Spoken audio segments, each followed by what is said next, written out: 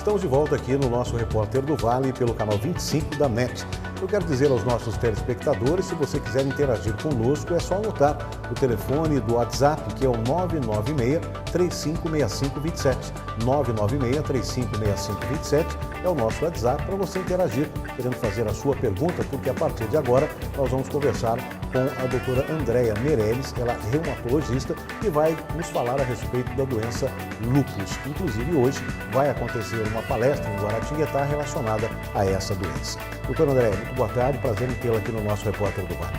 Boa tarde, Marco, agradeço o convite. Doutora, hoje nós vamos ter uma palestra em Guaratinguetá, por volta das 19 horas, justamente com uma paciente que é portadora dessa doença.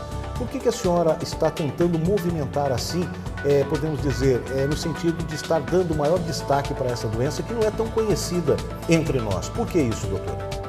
Porque, na realidade, o lúpus ele é uma doença realmente rara, mas que hoje nós temos condição de fazer mais diagnóstico da doença. Então, novos pacientes vêm aparecendo com esse diagnóstico.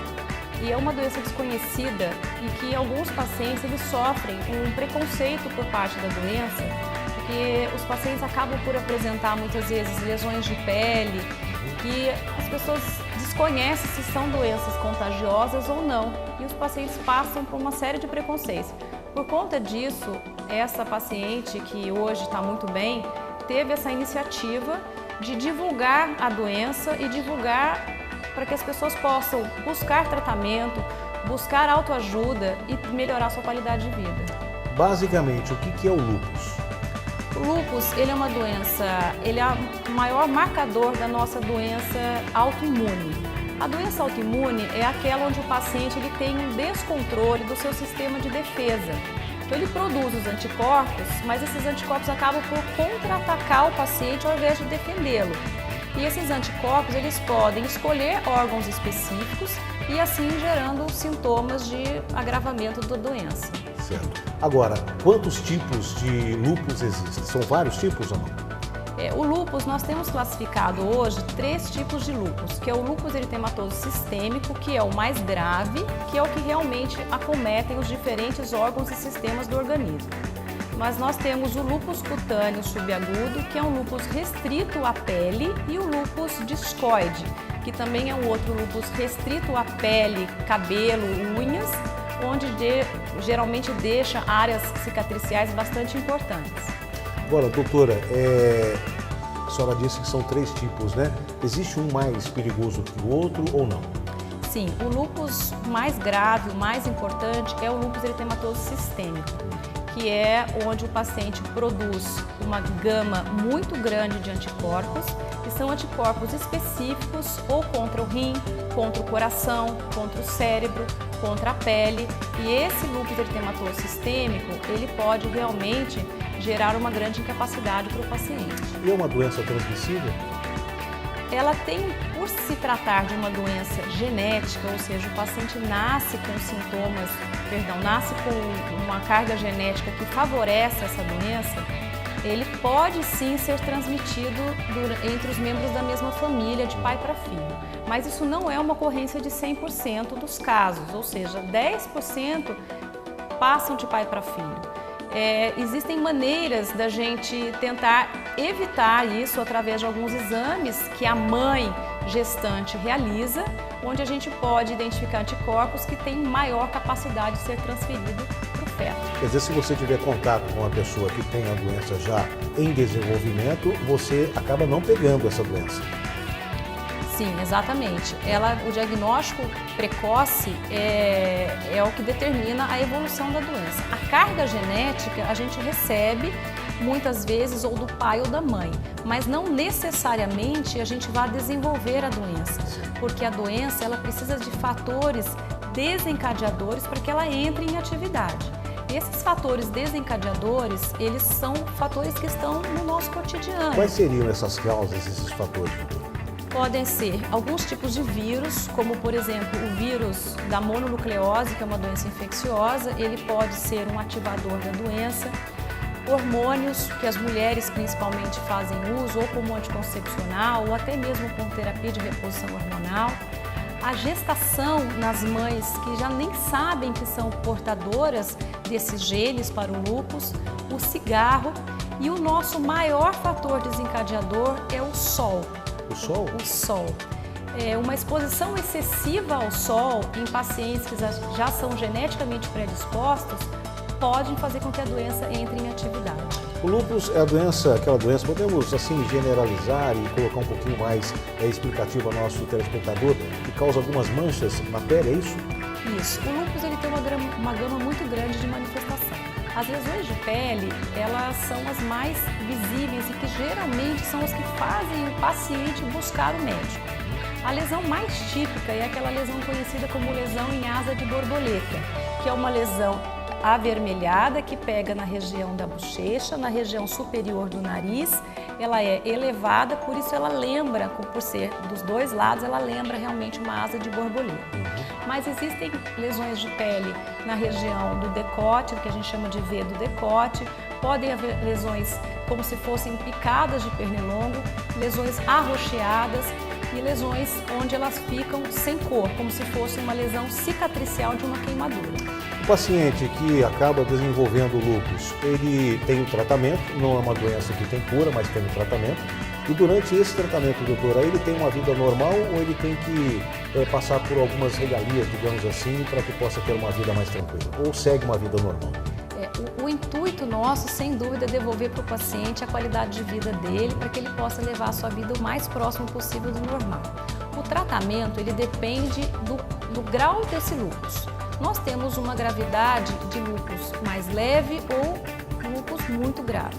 Os pacientes que têm um lúpus mais leve, restrito à pele, com dores articulares, eles podem ser tratados com medicamentos orais e continuar a sua vida normalmente.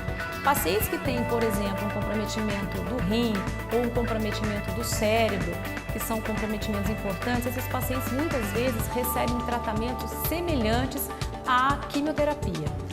A quimioterapia são medicamentos que precisam ser feitos em centros específicos, não pode ser feito em qualquer área do hospital.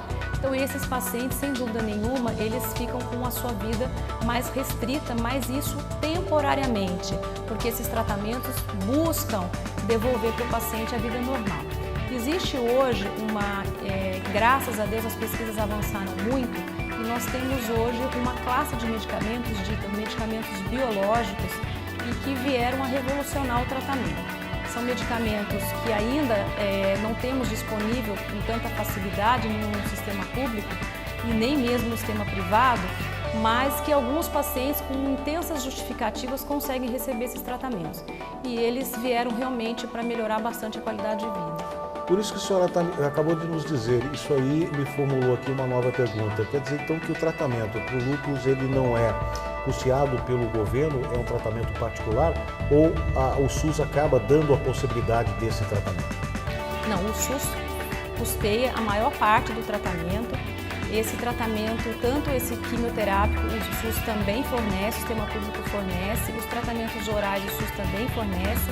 Essa classe nova desses imunobiológicos, o SUS está iniciando o que a gente chama de pesquisa pública, né, que é um comitê de vários reumatologistas que testam medicação que já está aprovada e isso entra numa solicitação também da população para que haja a inclusão dessa nova terapia no rol de medicamentos disponíveis pelo sistema público. Aí, no caso, teria que procurar de repente a justiça, conseguir junto à justiça, abrir o medicamento? Por enquanto, existe um processo que a gente chama de processo administrativo.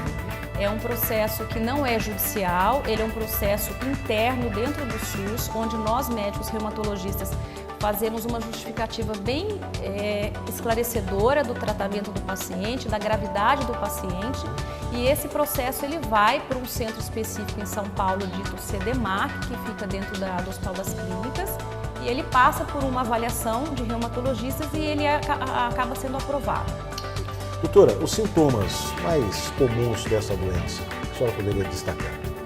Os sintomas, eles começam geralmente o paciente ou com as lesões de pele expostas que aparecem depois a uma exposição solar, paciente geralmente apresenta febre, perda de peso, dores articulares, dores musculares, cansaço intenso, alteração da sua função do rim, alteração da pressão, pode apresentar manifestações cardiológicas, né, como arritmia cardíaca, um cansaço extremo. Então, a gama de sintomas realmente é bastante ampla.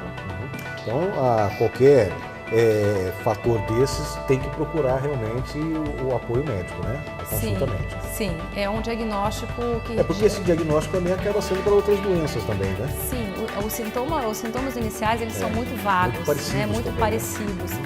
Mas eles apresentam, às vezes, algumas alterações no exame de sangue, principalmente no hemograma, que já dá o alerta para o médico de que isso pode se tratar de uma doença autoimune. Tá.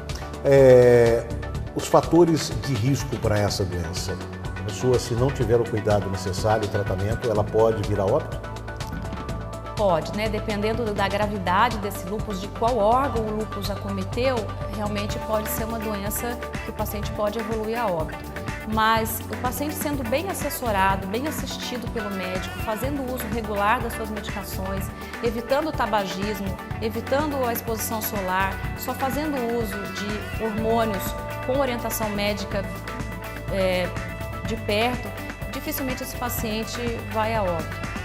Graças a Deus, como eu falei, o avanço da terapia, dos tratamentos, vieram a melhorar demais o prognóstico e a qualidade de vida dos pacientes. Doutora, fala um pouquinho hoje dessa palestra que vai acontecer da Juliana, que inclusive deu uma entrevista hoje pela manhã no nosso jornal na Rádio Metropolitana, e que inclusive é paciente da senhora. Fala um pouquinho dessa palestra, convida as pessoas para que possam participar.